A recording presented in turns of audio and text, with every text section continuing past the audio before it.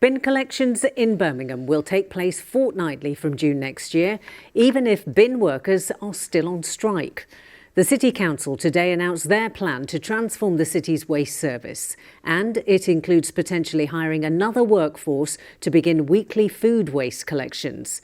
Unite the Union has described it as bonkers. But the cabinet member in charge couldn't say what the council was doing now to try to end the ongoing industrial action, having walked out of negotiations in the summer. Our political reporter Lewis Warner is here. Lewis, what's going to change? Well, a lot will change from June 2026 when, like many places in the Midlands, general waste and recycling waste will begin being collected on alternate weeks. It'll be phased rollout though, with 20,000 households per fortnight moving to the new service, which the council says will take around 9 months. After that, those living in flats above shops or tower blocks will see the changes, so this really will stretch into 2027. Homes will then get 2 recycling bins, one for paper and one for plastics. They'll also have 2 new food waste bins, one for inside and one for outside. They'll be collected weekly. So why do all of this?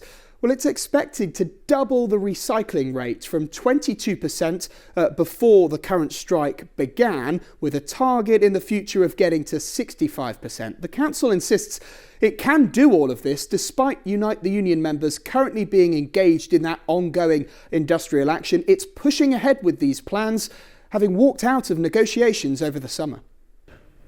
Collections are still being disrupted right now. What are you doing at the moment to bring the current strike to an end? So despite the industrial action, the initial disruption, our contingency plan is working where every household is getting a collection. But what are you trying to do to end the strike rather than just carry on collecting in the meantime? So we've made several offers to Unite, all of which have been rejected. The ballpark deal that Unite have been promulgating in the media isn't something that we have offered as a city council. But you walked out of negotiations, aren't you? You're not even talking with the union at the moment. Many people find that, frankly, unbelievable, that you're not even around a negotiating table to try and end this. Yeah, so we've sought expert legal opinion on the potential liabilities and risks of making a payment from council who are privy to the information on historical equal pay liabilities, the current claims and the historical problems that we've had with equal pay, and their opinion is different to that opinion promulgated by Unite. It would be morally, legally and financially wrong for us to make a payment that risks unaffordable liability to the council and to the people of this city. So how can the council deliver all of this with workers on strike? Well, it says even if the strike goes on until June next year, it has a contingency plan. They'll employ an extra workforce to collect the food waste collections, leaving capacity within the system for agency workers, those who aren't on strike of course, to begin the fortnightly collections. And while this would come at an extra cost, the council insists it must and will happen, in theory, limiting the impact of the industrial action by Unite members. It sounds absolutely bonkers. What makes sense is resolve the dispute so that you can use your current workforce to go out and do what needs to be done going forward.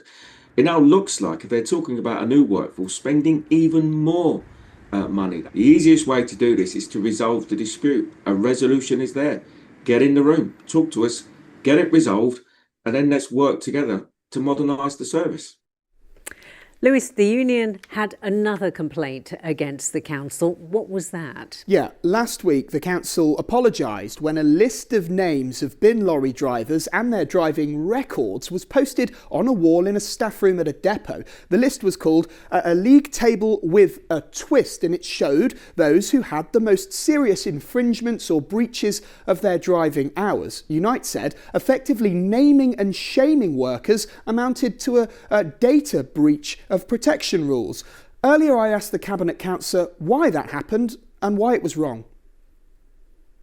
Does that sound like the type of transformed service you really want? I understand that the list has been removed, but part of this transformation of the service, we are bringing in specialist training and support for staff and managers in order to monitor the quality of the service to ensure that the people of this city get the service that they need and deserve. But putting their names up on a list on a wall, is that fair?